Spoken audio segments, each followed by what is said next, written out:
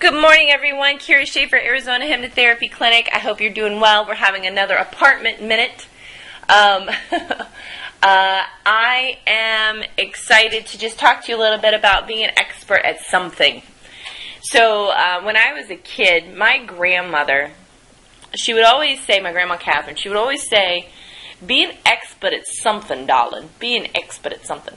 And I kind of didn't really understand what that meant. I understood that, you find something and you do a real good job at it. And as I grew up, I realized I am pretty scattered. Like I couldn't figure out how to become an expert at one thing because there was not one thing that really interested me. It seemed like it was a whole bunch of things, I like to paint. I like to, talk to people. I like to learn about the mind. I liked to learn about criminal justice and the legal system. I liked the medical field. I liked hanging out with friends. I was like, can I be an expert at hanging out with friends? That would be cool. I liked just how things work together in the world. I liked having variety. I liked kids. I liked all of these things. And, it's that thought of being a jack of all trades and an expert at none. And so it was really hard for me to fulfill that idea that my grandma was putting to work with me and saying, be an expert. Be an expert. So I said, okay, well, as I was kind of moving along in my journey, and as some of you have heard, I had some issues with anxiety and had a traumatic experience that caused me to search a little bit deeper in my life. And when I realized that I had started to become an expert at anxiety.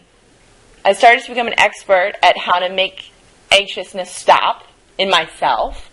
And I became an expert slowly but surely, gradually, over the last 12 years on how to help people to overcome anxiety, fear, self-doubt, self-hatred, those kinds of things, because I had experienced it. And a lot of times we teach what we've learned, and that's perfectly okay.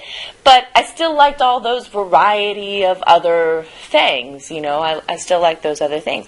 But gradually, unbeknownst to me, I was becoming an expert at helping myself develop. And as I went along, I realized that I became an expert at helping other people develop. So what's the common denominator there? Is that it was helping others. So helping others to do something. And whatever that something was. That something was to feel better about themselves. So that they could have a better life and they could feel better. So I say all this to say is that I got the variety in my work. Now I see kids, I see adults. So I get to hang out with kids. I like kids a lot. I get to have a variety of different types of people in my life. So, for example, I might see a lawyer one day. I might see a judge the next day. I might see a doctor the next day. I might see a mechanic the following day. I might see in the same day a realm of a millionaire to somebody who can't barely afford the gas to come to the session. So it's such a variety, and it's so expansive for me because it's as though I was a jack of all trades so that I could be an expert at helping those people that are in all of those different fields and help them to develop in whatever way is right for them. It's not right for me, it's what's right for them. That's a very important thing to note as not only a hypnotist or hypnotherapist, but also as a person. It's like when we're a parent or, we are a spouse or something, we want to say to that person, hey, be this, I want this for your life. I've fallen into that trap before. I want this for your life, honey. I want you to be happy, and I think this will make you happy, and it's not. It's not that. In fact, I can't know what that would be for the other person.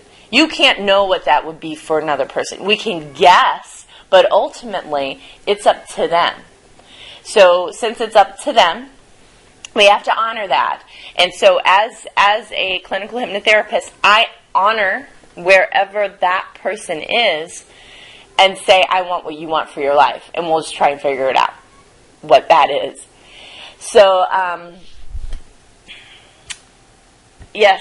So it's kind of interesting having the conversation with my grandma now as an adult and saying, hey, I am an expert at something. I've spent my 10,000 hours.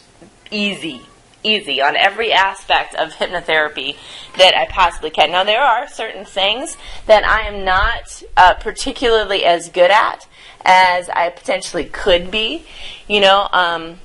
I absolutely admit that. I think that even surgeons that have had 10 years of schooling and training could easily say that as well for themselves. That there are still things that, we can all work on, and so being an expert doesn't mean, okay, I'm an expert and I stop learning. No, you're an expert because you continue to learn. You continue to develop. You can continue to grow with the times. You continue to advance in the ways that are positive and good for your life. That's that thing. But it was kind of interesting because I was talking to my grandma about it, and I said, Grandma, I said, I'm an expert at doing hypnotherapy. And she goes, oh, well, Dawn, that's great. She said, well, what does that mean? and I said, well, I help people to grow and develop in whatever way. She said, well, okay, well, that sounds real nice, And I said, I help people not to have anxiety or not to have fear. Oh, that's good. I said, I even help people with erectile dysfunction. She said, oh, good Lord. She said, well, how on earth do you help them with that? And I said, well, I help them to get out of their mind about it, and to, as long as they don't have any physical problems, that they can, reconnect back with their body and not, feel bad, ashamed, or doubtful. And she said, okay.